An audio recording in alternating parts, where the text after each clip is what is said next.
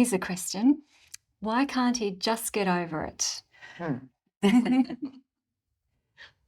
Yeah, some days I think I ask that myself. But I think as I've learned a bit more about the impact, that it is so, has had such an impact on who they are and their development and how they understand themselves and see the world. And, you talked before about shame and embarrassment. It's a journey of learning how to manage that and grow through it, I think. So probably never get over it. How could you, really? Yeah. I think like any traumatic event, you don't get over it, do you? You learn to carry it alongside all the other parts of your life. Yeah. Some days are easier than others. Yeah, I agree. I think it's a part of their life as, if they've been traumatized as a child, it's not going to ever leave them. It's always going to be there. And I think with a lot of, help, compassion, it's definitely a journey of healing.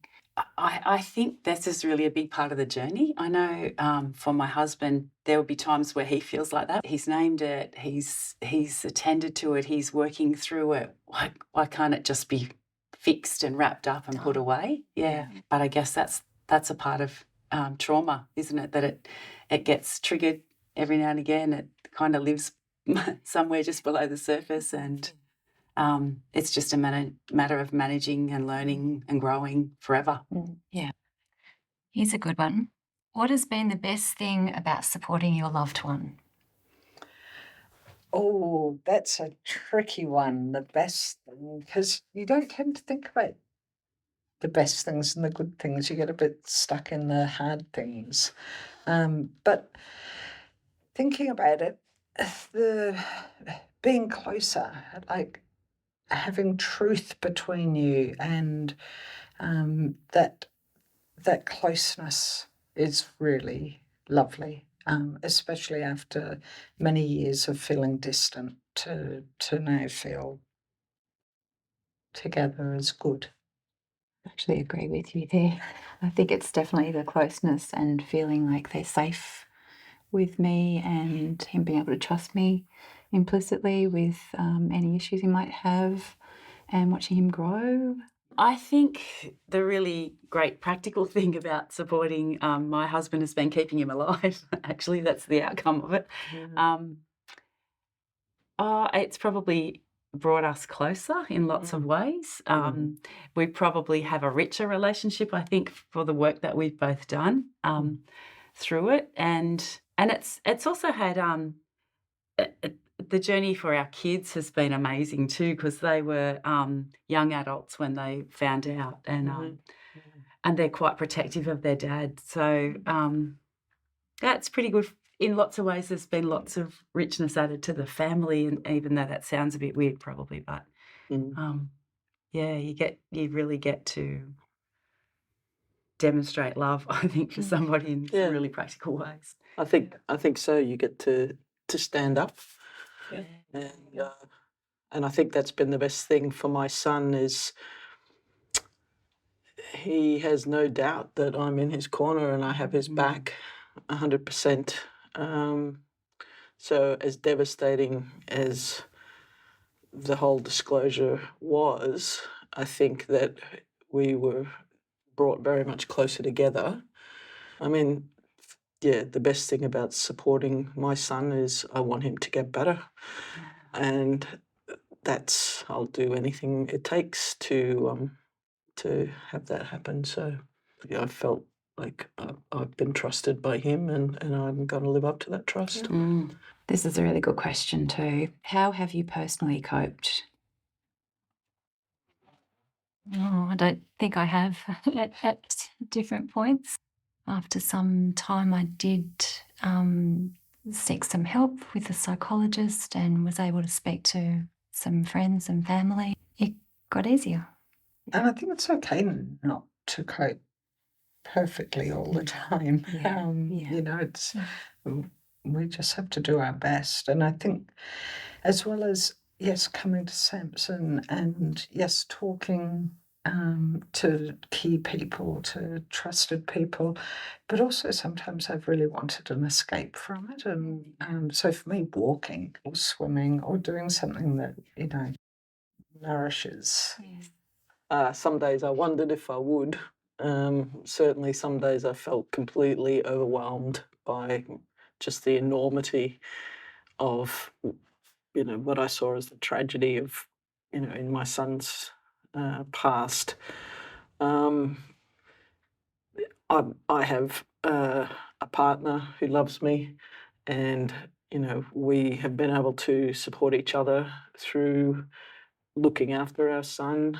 I have other friends that I've been able to share with. My whole ethos has been open it up, talk it out, put it out on the table. No more secrets, no more lies, no more hiding. So that's seems to be working okay for me, I think. That hits a mark with me. I think Yeah. partly what I needed to do, but what we both needed to do was to talk about it. Yep. And there's a saying that shame lives in silence, and so we were determined to smash that as best we could. But I think I am personally coping. I think it's an ongoing thing, and some days I am better at that than others. In the worst of it, I think it was day by day, and you just attend to the things that are in front of you that need attention, I think. The quiet times, I realised at some point I needed help, and that was really helpful for me. It's been difficult in so many different ways. Finding the right words to say to help, knowing how to help, but when to stand back as well. How to navigate my needs, my partner's needs, our children's needs, our extended family's needs, everyone else's needs. It sometimes feels a bit like you're the person that's driving it, and that's hard to cope with. And I think some of the not coping, I don't know, like getting so tired, so quickly, or waking up feeling tired, and sometimes getting a bit cranky, a bit irritable, but then, like you say, kind of going, no, actually, I've got to get back to me, refuel. That's how I think of it, as like, your tank runs empty and you've got to refill it in order to then be able to get back to, supporting your kids, supporting your partner. It is. I mean, the feeling that I had after my son disclosed to me, it was a grief. It was a grief like somebody close to me had died. And you have that kind of sense of numbness around you, like everybody's kind of outside and you're in a kind of bubble. And it does take a long time to work through that. I think I certainly feel like I have gotten a lot better, seeing my son get better, seeing him kind of, show evidence of recovery, definitely, brightens my day and makes me think, well, yeah, this is very worthwhile. And I think connecting with SAMSN has been a huge help for us, for my whole family. Being able to come and talk with other people who are struggling with the same grief and the same upset and same issues has just made a huge difference. I know for my son to be able to speak to people at SAMSN and be able to step aside from that stigma and get the help that he needs and the validation that he needs has just been fantastic. So I agree. For me, having counselling for myself, but I think it not only gives you that space to talk honestly with somebody else, but the learning that I did through that about, like I was completely in the dark about what was happening, unravelling in front of me. Somebody was able to help me join the dots and understand things better. That was hugely influential in coping, I think. And then some days just looking myself in the room and having a cry. That's helpful, This is an easy question. What have you learned about yourself? Oh, gee. What have I learned about myself? I think I've learnt that I'm stronger than I thought I was, and also that I don't have to, or I can't fix everything. Sometimes it was enough to just keep going. I learned that I was stronger than I thought I was, and resilience, and also to respond rather than react to certain situations, and had to try and find a place of being calm. Yes, I think I can agree with you both on that. But I think I also learned, and this is perhaps not so nice, but I learned a depth of rage I can feel against the perpetrator that I had no idea that I could feel something that powerful. But also, learning, I guess, equally the depth of compassion and the patience that brings for my son. So maybe something about a phenomenal range of emotions or a phenomenal strength of emotions, the power of emotions. Yeah. This situation of having your child disclose sexual abuse makes you feel like a failure as a parent. You have completely dropped the ball. Your child has been, set upon by a predator, and you've failed. But what I've actually learned is I actually am a good mother, and I'm a good mother in the ways that count. And even though I couldn't stop the abuse, I can validate my son's trauma.